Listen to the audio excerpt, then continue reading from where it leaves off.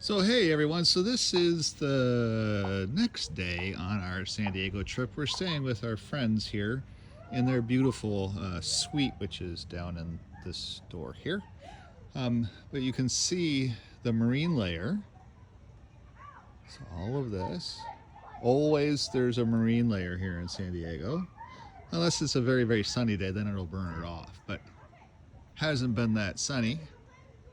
Temperature today I think was about 65 with what we did. We went to the whole military commissary and walked around there, had a lot of fun. It's basically their grocery store and all that. We're doing ribs for dinner tonight out on the grill, so that'll be good as well too. But one of the fun things about San Diego is it's hilly as well, and so it's fun as you get to know the neighborhoods and things, how everything is kind of built on a hill. Like even if I move over here, their driveway goes down to the road. And somehow they get this beast in the driveway. They back it in. And as a retired truck driver, I'm glad that they're backing it in and not me backing it in. Doesn't seem like it would be that much fun. But anyways, and then of course there's mountains off into the distance there. If I blow this back up, you can see that, you know, there's some clouds up on that mountain over there. I'm sure there's a certain name for that mountain. But that's the fun thing about San Diego here. Now there is a massive movement out here to build secondary housing units on lots. And like the lot that they have next door, that house has been sitting vacant for many, many years. This one over here has been sitting vacant for many years. And you could put another housing unit in behind the garage here on that lot. So there's always a possibility that somebody comes in and does that at some point in time. And again, you can see that, just have to watch where I step here. You can see back to the mountains and the crows and all that stuff, and the US flag there flying gallantly. There's a lot of military, of course, here in San Diego, a lot of military stuff going on in San Diego as well too. One of the interesting things was that when we were at the restaurant at the commissary, the televisions were off. And let's go and kind of focus in here on Old Glory while we talk a little bit about this. And Rich pointed out that they turn the TVs off when there's news cycles that they do not want the military to see. There are stories that might not make any sense. And so they turn the TVs off for those cases. That way people can come in and just have a peaceful meal. And the news today, that's all over the place, is that in Haiti, there's many Americans in Haiti that are stuck there now. And the US government is doing absolutely nothing to get those folks out. So some of the congressmen who have been special forces have compiled money and have gone to Haiti to bring 10 Michiganders out last night.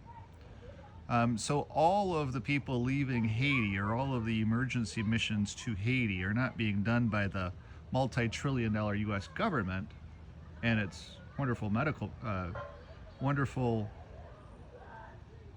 folks that work in the military organizations, but it is private citizens who are having to go to Haiti and bring and retrieve Americans out of war-torn Haiti.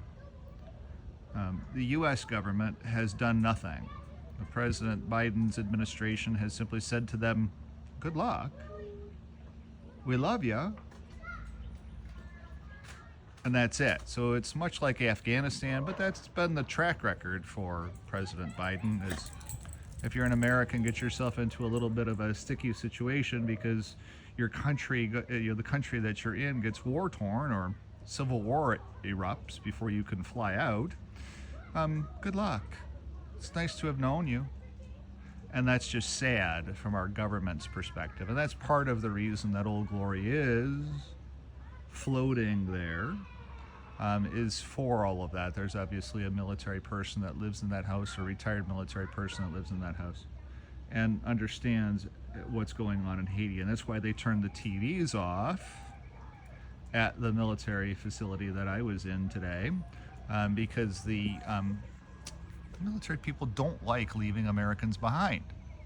It's not something that our government would typically do, but it is something that this government has done and has a track record of doing over the last 3.5 years. So I'm not going to get into a whole bunch of political things with that. It just is this government's position. Like it or not, it is their position. We're not going to help Americans. It's not about helping Americans. And so we'll see what happens in November. It's sad, that's all. It's just a commentary on me that it is sad. I find it very sad that Americans are stranded in Haiti. There's no way out. And unfortunately, some of them may get killed there because it's not a pleasant situation going on in Haiti right now.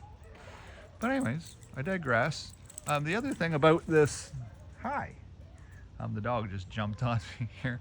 But the other thing that I wanted to do with this video is I have been short Tesla. I've been short Boeing. Those are two S&P 500 stocks that are simply crashing back to earth because their business model is now sucky. Tesla admits that it can't produce any of its SUVs in Germany because it would lose money on every one if it were to ship the SUVs out of Germany because of the Houthis that have shut down global shipping lanes. And so the Teslas in Germany aren't being made. And that will end up hurting bottom line numbers as well too. Also, the whole electronic car trend has faded. When you're here in California, you see a lot of hybrid cars. But you see very, very few electric cars. Some, but not as much as you see hybrids. And people are going out and buying second hybrids and third hybrids because they work. Even in the garage here, there's a hybrid Fusion, which is just a great car. It's a very comfortable car, doing a great job for our friends here. And so being short Tesla just makes a lot of sense, I believe, at this point.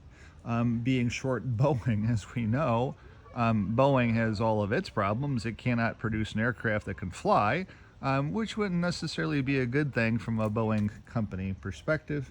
The stock was down again a little bit today. The one thing that has been harming me is that I believe that Microsoft will be dropping down under $400 a share here in the short time. Hey, no, that's not for you. Leave that critter alone. It's kind of hard to shoot a video while you're out biting things and eating things. See, exactly. Not for you. Over there. And so there's lots of other great shorts out there right now. I just choose to be short Boeing and Tesla. I was also short AMD. My AMD trade worked out okay. My Tesla trade worked out okay. My Boeing trade is working out okay. Boeing will be down again tomorrow. And I'm short Microsoft because I believe it was going to be breaking down under 400. I did lose some money on my 405 put, but then I went back in, used my Tesla and my AMD short gains, and that offset my Microsoft loss. To pretty much be a wash. I'm up about $100, and then I went and sold off my 405 put in Microsoft to a 415 put, and we'll see whether Microsoft can roll over, if they're going to roll over a little bit of the AI stuff. That's the only thing right now in the market that's working. Everything AI is the only thing right now that's working. Everything else is crashing back to earth. A couple of weeks ago, I said that look out, there's an 18.9% loss or downside to this market coming. and we have hit that. Tesla today was down more than 18.9%. Boeing, of course, has been down more than 18.9%, and many other stocks. If you look at them from a couple of weeks ago when I was making that prognostication of a negative 18.9, many of those other stocks have also dropped more than 18.9%. And we're kind of there right now. So we'll see what happens as far as balancing ourselves out. I believe that in order for any buying to be able to come in, AI has to crack a little bit. All the money that was taken out of those other stocks as they were moving their way down all went into AI and bounced AI up. And that's the only thing that's working right now is AI stocks. It's a very, very, very narrow channel of our market that we're in. And of course, the indexes are holding up because everything AI is such a massive part of every weighted index now that's why the indexes have been holding up too. We'll have to see how all of this works out. As you know, inflation numbers, because you feel it, I feel it as well too. Everything is super expensive. Old Glory is feeling that across the way there. But everything inflationary is getting crushed. Inflation numbers came out and they were 3.2. And inflation since November has actually been heating up. The cost of cars has come down, which is a good thing. But the cost of insuring those cars and the cost of insuring houses has soared. And that's making up the difference. I mean, what good is it if a car is now $800 less when your car insurance has gone up $800? It's a complete wash, isn't it? And that's what, again, nobody's talking about the concepts that in many states as well too, insurers have simply pulled out. They've in California here and in Florida, insurers have simply pulled out. They said we can't take the risks of fires and earthquakes and hurricanes. We are not going to insure these states any longer, and they've pulled completely out, canceled policies, and then the solution is policies that are $3,000, $4,000, $5,000, $6,000 more per year for those folks that live in those areas. So it is just going to be a matter of time before people throw up their hands and say, I'll just go without insurance and take my risks. And that's okay. You can buy older cars. You don't have to buy newer cars. Here comes the dog again. Let me get out of the way. So those are the kinds of things that are going on right now as I speak here in San Diego on my little bit of vacation. I have been doing a good job of staying away from doing a whole lot of work. I did look at some auctions earlier today just because it was kind of a boring time. So I went through and placed some bids for some auctions to see if I can't get some more inventory. Car sales have been holding up very well. Inventory, and Trevor's been entering inventory. I gave him some inventory before I left so that he would have something to do this week. And then, of course, when I get home, I do have those 5 new listings that will be coming up here at the end of March and into April as well, too. So end of March sets up my anniversary date with Real. And so beginning April 1st, then I go back to an 85% cut, but I'll get to 100% very, very rapidly in the year ahead because it looks like all of the systems that I'm launching are doing very well. And my message, my marketing message about why hire me to be their realtor is working very well. Game theory around commission, people are starting to understand. And, it helps that I got 140% of the value of a house on Westminster. I don't know what's going to happen on Riverside Drive yet. We're going to have to see and wait and see what happens with that on the 17th when I return. But we'll see. There's been a lot of activity on the video for Riverside Drive. And there's been some activity from the realtor's perspective on Riverside Drive. We'll see what happens. Got my fingers crossed for that one because that's the first one to come off. And then we'll go from there. So from San Diego on a Wednesday evening, I'm going to go inside and see if I can't help with a little bit of the preparation for dinner. At the very least, it is a little chilly here. It's about 58 degrees here in San Diego right now. The sun is going down, so it is getting a little chilly as that sun comes down.